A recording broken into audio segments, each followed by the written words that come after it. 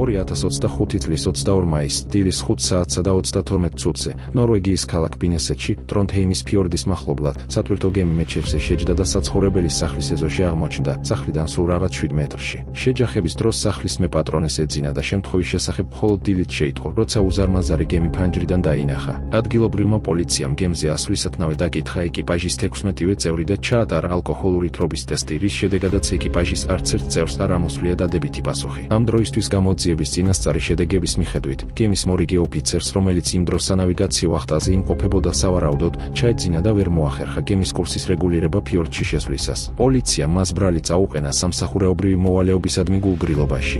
ნორვეგიაში ბოლო 2 წელიწადში გემისთვის ეს მესამე შეჯახებაა, 2023 წელს ჰაცელში და 2024 წელს ოლესრონში. ეს მიანიშნებს შესაძლო პრობლემებზე გემის მართვის სისტემებში ან ეკიპაჟის არაკომპეტენტურობაში. ვინაიდან ამ გემისათვის ეს ფაქტი არ ყოფილა პირველი შემთხვევა, მოდით სხვაგვარად შევხედოთ სიტუაციას.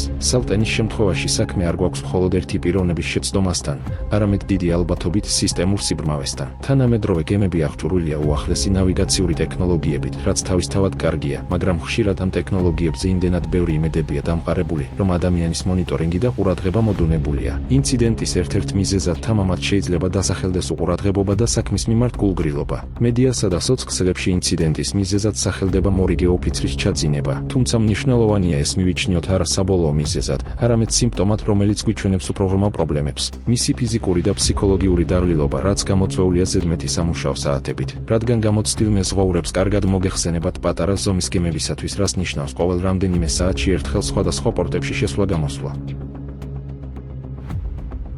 რაც შეეხება გემის წარსულში იგნორირებულ შეტყობინებებს და დამალულ ინციდენტებს, სალტენი უკვე მრავალმხრივ პრობლემური გემი იყო, რადგან ბოლო 3 წელიწადში უკვე დაფიქსირდა 2 მსგავსი ინციდენტი. ასეთი ისტორია მეტყველებს, რომ ან კომპანიის ზედამხედველობა და უსაფრთხოების პოლიტიკა არასაკმარისია, ან ცდილობდნენ, რომ დაემალათ ან შეემცირებინათ ასეთი შემთხვევები, რაც აისახებოდა გემის დამქირავებლების შემცირებით და გამოიწვევდა როგორც ფინანსების ვარდნას, ისე რეპუტაციის შელახვას.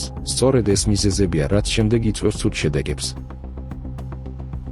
კიდევ ერთი რაზეც თქვენი ყურადღება მინდა გავამახვილო, იქნება სანავიგაციო მორიგეობა. მრავალი თანამედროვე გემი სანდო ნავიგაციურ სისტემებს იყენებს, თუმცა პრობლემა იმაშია, რომ ადამიანური როლი არ უნდა დავივიწყოთ როგორც მთავარი გადაწყვეტილების მიმღები, მიუხედავად იმისა, რამდენად ავტომატიზირებულია გემის მართვადობა. შესაძლოა, გემის ოფიცერმა ზედმეტი ნდობა გამოიჩინოს ავტომატიზირებულ სისტემებზე და ნაკლები ყურადღება გაამახვილოს მის როლზე, მონიტორინგსა და კონტროლზე. ტექნოლოგიები არ ცვლიან ადამიანის აუცილებელ როლს, განსაკუთრებით რთულ მანევრირებისას საჭირო ადგილებში, ისეთი როგორიცაა ის ადგილი, სადაც აღნიშნული შემთხვევა მოხდა.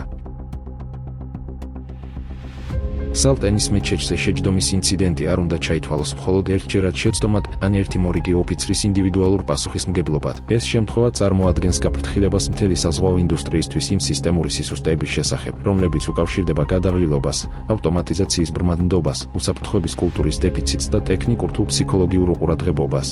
მიუხედავად იმისა, რომ ინციდენტის უშუალო მიზეზი ჯერ კიდევ გამოძიების საგანია, უკვე არსებული გარემოებები, წარსულში დაფიქსირებული ავარიების სერია, ეკიპაჟის გადაღლილობის ალბათობა და მენეჯმენტის შესაძლო გაუმართლებელი ეკონომიური წნეხი, ნათლად აჩვენებს, რომ ასეთი შემთხვევები სისტემური ხასიათისაა და მათ სჭირდება მრავალმხრივი პრევენციული მიდგომა.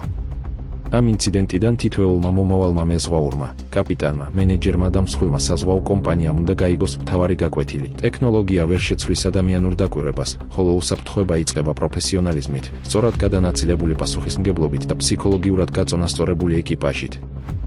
მომავალი ინციდენტების თავიდან ასაცილებლად საჭიროა არა მხოლოდ ტექნიკური კონტროლის გამკაცრება, არამედ ფსიქოლოგიური მხარდაჭერის, შრომის ნორმების პატივისცემის და უსაფრთხოების კულტურის სიღრმისეული გადახედვა. ეს უნდა გახდეს პრიორიტეტი არა მხოლოდ გემზე, არამედ ოფისშიც გადაწყვეტილებების მიღების ყველა დონეზე.